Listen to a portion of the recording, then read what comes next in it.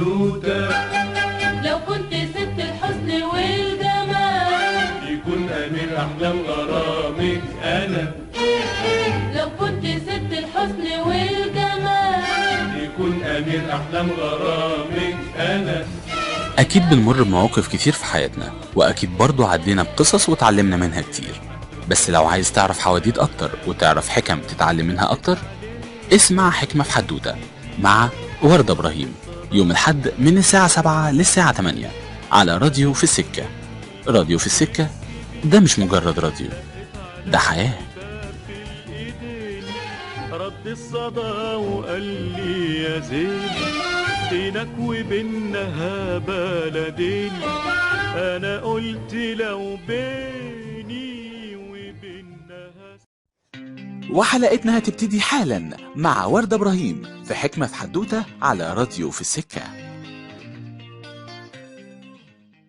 يحكى إن كان في صياد بيصطاد كل يوم سمكة، لحد ما في يوم كانت مرات الصياد بتقطع السمكة اللي جوزها اصطادها علشان تبيع منها جزء والجزء التاني تخليه لولادها.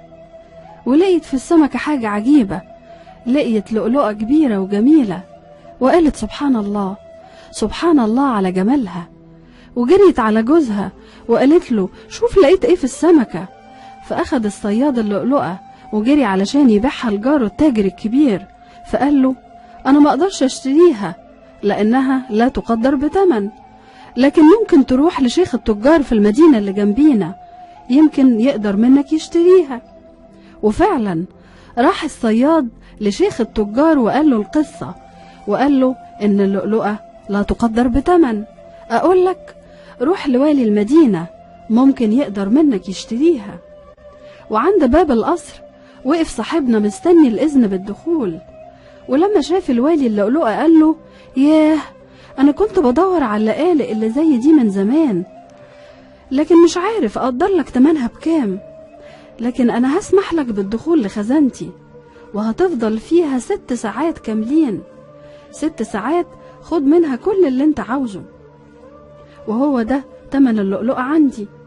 رد عليه الصياد وقال له مولاي 6 ساعات كتير على صياد زيي، هما 2 ساعات كفاية عليا علشان أقدر أجمع فيهم الكنز اللي أنا عاوزه والحاجات اللي أنا محتاجها. الوالي قال له لأ، أنا هديك 6 ساعات كاملين علشان تقدر تاخد منها كل اللي انت عاوزه. دخل صاحبنا الخزانة، وأول ما دخل انبهر، لقى حجرة كبيرة مليانة بالجواهر والذهب واللقالق، ولقى غرفة فيها سراير مفروش عليها حرير، وغرفة تانية مليانة بالطعام والشراب الوفير.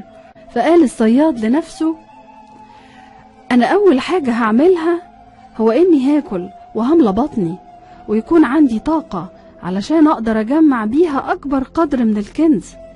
وقعد 2 ساعات ياكل، وبعد ما خلص قال لنفسه ياه ده لسه في 4 ساعات كاملين، أنا ممكن أنام شوية على السرير واتمتع بالحرير.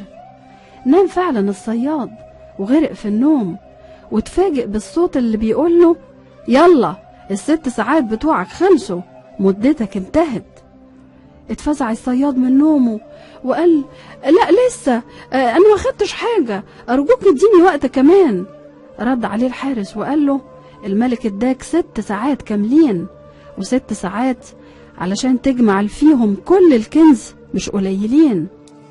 انت كنت عبد غافل، كان ممكن تجمع كل الاموال اللي انت عاوزها وتشتري بيها افضل الطعام والشراب واجمل الثياب والاساس ليك ولأولادك، لكن انت ما فكرتش غير تحت رجليك، ما فكرتش لبعدين. انتهت القصة النهاردة يا اصدقائي، لكن العبرة من القصة لسه ما انتهتش. اللؤلؤة دي كانت روحك اللي ما تتقدرش بتمن، اما الخزانة فهي الدنيا. شوف عظمتها ازاي، وشوف ربنا اداك نعم كتير ازاي، وازاي هتقدر تستغلها. اما الجواهر هي الاعمال الصالحة، والفرش والحرير هم الغفلة. انت يا صديقي المقصود بالقصة دي اصحى من نومك وفوق من غفلتك، وفكر ازاي هتجمع الجواهر اللي بين ايديك قبل ما ينتهي عمرك وقبل ما تنتهي المدة الممنوحة ليك. بسم الله الرحمن الرحيم. حتى إذا جاء أحدهما الموت قال رب ارجعون لعلي أعمل صالحا فيما تركت، كلا إنها كلمة هو قائلها ومن ورائهم برزخ إلى يوم يبعثون. صدق الله العظيم. حدوتة حدوتة لو كنت ست الحسن والجمال، يكون أمير أحلام غرامك أنا.